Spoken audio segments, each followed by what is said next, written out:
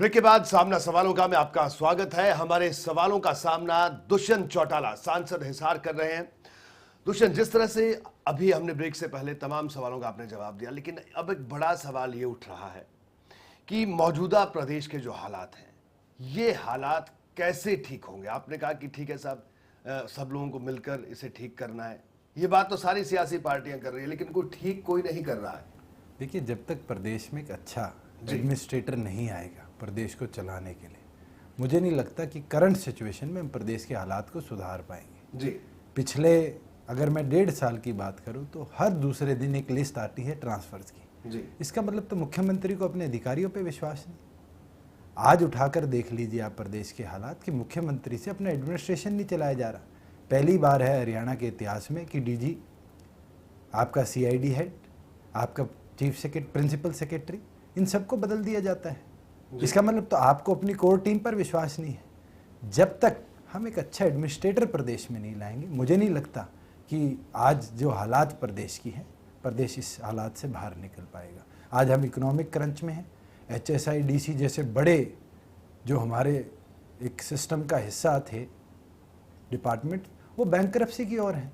हुड्डा की ये हालात है कि आज तनख्वाह देने को पैसे नहीं हैं हुड्डा के पास। आज आपकी कौन सी ऐसी एजेंसी है जो प्रॉफिट में चल रही है?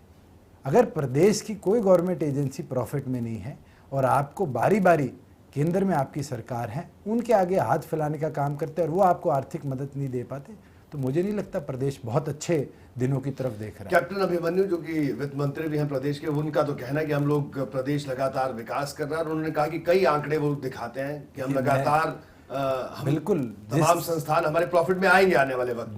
जिस तरीके से वित्त मंत्री बारी बारी ये कहते हैं कि हम विकास कर रहे हैं, विकास हम मतलब वो खुद कर रहे हैं। आज प्रदेश में कोई माइन ऑक्शन होती है तो उनकी कंपनी सैनिक माइंस उसको बिड करती है।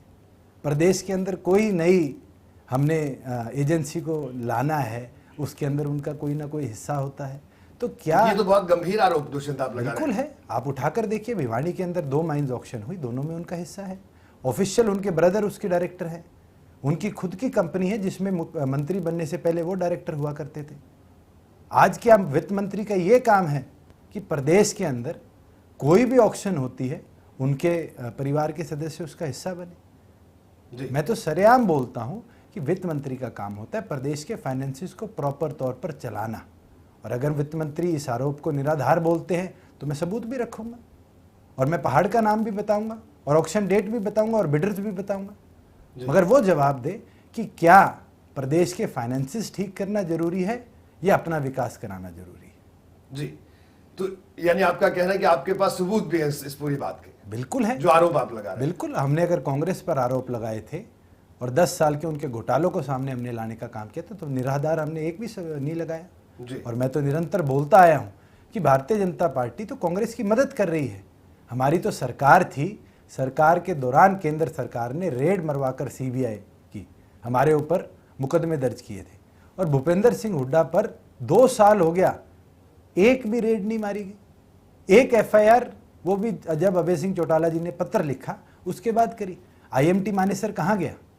जो ढींगरा कमीशन थी जिसकी 6 महीने में रिपोर्ट आनी थी, आज 1.25 साल हो गया, उसकी रिपोर्ट कहाँ है? आपने जहां ग्रीन बेल्ट के अंदर अपने दामाद को 16 पेट्रोल पंप की साइट दी थी, उसकी इंक्वायरीज कहाँ है? हम तो सबूत देते हैं और उस समय की हरियाणा सरकार की RTI के जवाब दिए हुए हैं, उन सबूतों के आधार पर ये बात करते हैं। आप मुझे बताइए, जो हरियाणा के अंदर आरक्षण की जो रॉयट्स हुए थे उस दौरान जब पैरामिलिट्री लगी थी, उसका पैसा कौन देगा? सरकार जवाब दे। जो करोड़ों रुपए का खर्च उस दौरान आया, वो पैसा कहां से आप लाओगे? आप लाओगे तो जो लोगों की मूलभूत सुविधाओं में आपने पैसा दिया था उसमें कटौती कर लाओगे। केंद्र सरकार आपकी मदद करने को तैयार नहीं है। क्या नया प्रोजेक्ट केंद्र सरकार ने हरियाणा प्रदेश में दिया? एक nuclear power plant Bhupendra Singh Hooda ने 2007 में लगाने की बात करी थी, आज तक उसकी ग्राउंड रियलिटी उठाकर देखो, 2022-23 की बात करी जाती है कि वो कंप्लीट होगा। क्या प्रदेश इतनी स्लो प्रगति पर जा रहा है? आज अगर नेशनल हाईवेज की बात करें तो नितिन गडकरी जी ने 9 नेशनल हाईवेज हमारे प्रदेश में मंजूर कर दिए। उनमें से कितने पूरी तौर पर बने हैं? आप लोगों से टोल पहले देने लग जाते हैं और उसकी कंप्लीशन बाद में लेकर आते हैं। क्या हमारा यही लालच है कि हम लोगों से पैसा एक्सट्रैक्ट करें? जी। ना कि लोगों को सुविधाएं देने का काम करें। राज्यसभा को अगर बात करें, राज्यसभा की जो दूसरी सीट है उस पर पेच फंस गया, आप लोगों ने पेच फंसा दिया। देखिए, हमने तो पहले कहा था कि हम अपना कार्यकर्ता एक मजबूत साथी राज्यसभा में भेजेंगे, और मैं तो चौटाला साहब की दाद देता हूं कि उनने इतने अच्छे कैंडिडेट को मैदान में उतारा है कि जिसकी जीत सुनिश्चित है। लेकिन जीत तो सभी सुनिश्चित बता रहे हैं, लेकिन ये पता नहीं चल रहा कि किसकी जीत सुनिश्चित होगी। इसका जवाब तो हम 11 तारीख को आपको बेहतर दे पाएंगे, मगर मैं इतना विश्वास दिला जो दूसरे निर्दलीय प्रत्याशी हो तो ये कह रहे हैं कि आईएनएलडी के 2 विधायक मेरे संपर्क में समर्थन देना चाहते हैं मुझे। मुंगेरी लाल के हसीन सपने तो हर एक ले लेता है, अब उसको कैसे हम तोड़ सकेंगे। जी। वो तो आज कांग्रेस कह रही है कि कपिल सिब्बल जी भी यूपी में जीत जाएंगे, वहां भी तो उनको चुनाव लड़ना पड़ रहा है। तो वो तो चुनाव वाले दिन पता चलेगा, और चुनाव तो ऐसी चीज है जहां एक एक वोट की जो वैल्यू है वो डलने के बाद पता चलती है। जी, लेकिन जो कांग्रेस का रुख है, कल कांग्रेस का एक स्टेटमेंट आई, जो कांग्रेस के प्रभारी हैं, प्रदेश प्रभारी, उन्होंने ये कहा कि जो आईएनएलडी समर्थित उम्मीदवार हैं उनके लिए हमारी राय स्पष्ट नहीं है। वो कई बार कुछ कहते हैं, कई बार कुछ कहते हैं, इस तरह का उन्होंने बयान दिया। यानी एक तरह से कांग्रेस ने बेरुखी जाहिर कर दी है। देखिए, मैं तो ना कांग्रेस की बात करता, ना भारतीय जनता पार्टी की बात करता, मैं तो अपने संगठन की बात कर सकता हूँ, और ये विश्वास संगठन की ओर से दिला सकता हूँ कि हम चुनाव लड़ेंगे, मजबूती से लड़ेंगे और अपने उम्मीदवार को जिता कर लाएंगे। ठीक है दुष्यंत, कुछ व्यक्तिगत सवाल आपसे जरूर करना चाहेंगे। दुष्यंत चौटाला आज राजनीति में है, तो क्या पहले से दुष्यंत चौटाला ने सोचा था कि उन्हें सियासत में आना है? बिल्कुल नहीं। जब 16 जनवरी 2013 को मेरे पिताजी और दादाजी को सलाखों के पीछे एक षड्यंत्र के तहत डलवाया गया, और 27 तारीख को मैंने इंग्लैंड जाना था मेरी पढ़ाई कंप्लीट करने। मेरी तो कहीं सोच नहीं थी, मगर परिस्थितियां ऐसी बनी कि मुझे पढ़ाई छोड़कर राजनीति में उतरना पड़ा। मगर आज ये मानता हूँ कि जो इन परिस्थितियों के अंदर जो मैंने सिचुएशंस देखी हैं उसने मेरे को बहुत सिखाया है। और मैंने एक बुक पढ़ी थी, उसके अंदर चाइनीज़ का एक मतलब था कि चाइनीज़ के अंदर अपॉर्चुनिटी और crisis has the same meaning. मुझे लगता है कि बिल्कुल क्राइसिस ने बहुत सिखाया है, और अपॉर्चुनिटी बनकर मुझे लोगों के लिए लड़ाई भी लड़नी मिली। और जिस तरीके से लोकसभा का पटल मिला, मैंने प्रदेश का, मुझे नहीं लगता ऐसा कोई मुद्दा है जो केंद्र सरकार से संबंधित ना हो, उसको वहाँ नहीं उठाया। कई ऐसी बातें हैं जो टाइम कंस्ट्रेंट नहीं हम बता पाते, क्योंकि छोटा दल होने के नाते कई बार हमारे माइक ऑफ कर दिए जाते हैं, पर उसके बावजूद भी जितना मुझे मौका मिला उससे ज़्यादा मैंने कर लोकसभा में दिखाया।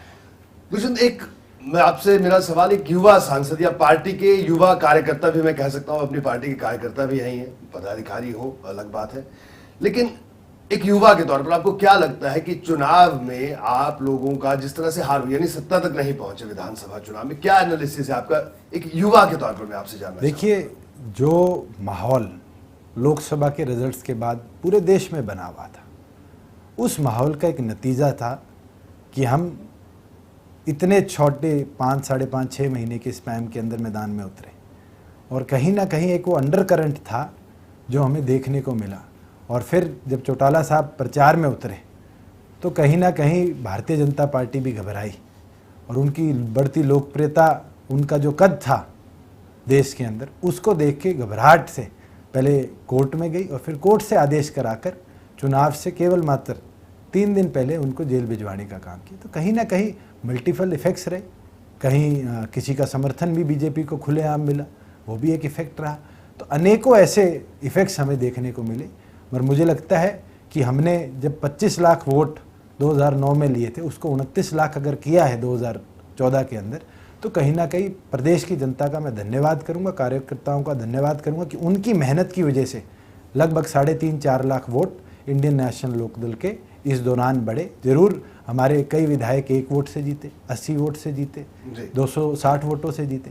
अगर उनकी हार को हम हार माने तो हमारे लिए, मेरे को लगता है कि दुख की बात होगी। वो जीते हैं, मगर जरूर वो एक स्टेप लास्ट फुट नहीं ले पाए। अभी हमारे 2 कैंडिडेट्स तो कोर्ट में हैं, और कोर्ट से जल्द फैसला आने वाला है, और उम्मीद रखता हूं कि हमारा संख्या बल उसके अंदर भी बढ़ेगा। जी, 2 आखिरी सवाल दुष्यंत आपसे, आगे क्या सबसे बड़ी चुनौती दुष्यंत चौटाला अपने लिए देखते हैं आने वाले भविष्य में? क्या आपने लक्ष्य रखा है, क्या चुनौती आप देखते हैं? देखिए, मेरा बतौर सांसद मेरा यही मकसद है कि 3 साल के अंदर प्रदेश के और देश के युवाओं के लिए मैं कुछ करके दिखाऊं, चाहे वो एजुकेशन की बात हो, चाहे स्पोर्ट्स की बात हो, चाहे रोजगार की बात हो। नरेंद्र मोदी जी कहा करते थे कि हम हर एक को रोजगार दिलवाने का प्रयास करेंगे। आज ये हालात है कि सेंट्रल गवर्नमेंट भी पूरी तौर पर जो उनकी वैकेंसीज हैं उनको फुलफिल नहीं कर पाए। प्रदेश में तो ये हालात है इकोनॉमिक क्रंच की वजह से कि निरंतर लोगों को बेरोजगार किया जा रहा है। बड़े बड़े जो इंडस्ट्रियलिस्ट थे उनने अपनी फैक्ट्रियों में ऑटोमाइजेशन इतनी ला दी अपनी सुविधा के लिए कि उनको भी लोगों को निकालने का काम किया जा रहा है। तो अब उनकी लड़ाई की बात है। बिल्कुल मेरा अगला प्रयास ये रहेगा कि हरियाणा के अंदर एटलीस्ट जो हरियाणा में इस्टेब्लिश इंडस्ट्रीज़ हैं उसमें 50% हरियाणा के युवा हों, इसकी मैं लड़ाई लड़ूंगा और पूरे प्रदेश के अंदर एक मुहिम चलाऊंगा जिसके तहत प्रदेश सरकार को झुका पाऊँ और हर इंडस्ट्री के अंदर जो हमारे प्रदेश में लगे एटलीस्ट 50% रोजगार में हिस्सा हमारे प्रदेश के वासियों का हो। दुष्यंत, एक इन सब तमाम बातों से हटके एक बड़ा हल्का फुल्का सवाल, मैं अभी कुछ महीने पहले हिसार गया था। मैं व्यक्तिगत वाकया, हालांकि आप चाहें व्यक्तिगत सवाल है आपका, शायद इसका जवाब नहीं भी देना चाहें तो आप पर है। तो वहां पर एक बुजुर्ग महिला बैठी हुई थी, एक अखबार उनके सामने पड़ी थी, उसमें सलमान खान उस अखबार में थे और ऊपर हेडिंग थी कि सलमान खान शादी कब करेंगे। तो मैंने पूछा दादी क्या देख रहे हो, तो उन्होंने कहा कि ये क्या लिखा है। तो मैंने उनको बताया कि लिखा कि सलमान खान शादी कब करेगा। तो उन्होंने कहा कि हाँ पता नहीं कब करेगा, लेकिन उन्होंने आपका नाम भी लिया। उन्होंने कहा एक सलमान खान और एक हमारा दुष्यंत पता नहीं कब शादी करेगा। हो सकता है आपकी बहुत बड़ी सिंपैथाइजर थी, मुझे सुनकर बड़ी हैरानी हुई ये बात, लेकिन आज ऐसे याद वाकया है तो मुझे लगा आपसे पूछूंगा। इतना उनकी उम्मीद पे भी और आपकी बात पे भी जवाब दूंगा कि जिस दिन मेरे परिवार के दोनों बड़े सदस्य मेरे साथ खड़े होंगे उस दिन आपको भी जरूर लड्डू खिलवाने का काम करेंगे। चलिए, बहुत अच्छा दुष्यंत, आपका बहुत बहुत शुक्रिया तमाम सवालों का सामना करने के लिए।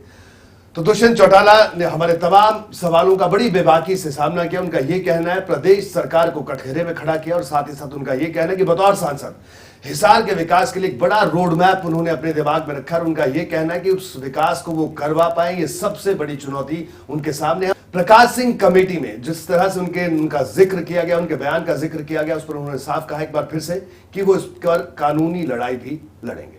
तो बहरहाल आज हमारी इस खास पेशकश में इतना ही, दीजिए इजाजत, नमस्कार।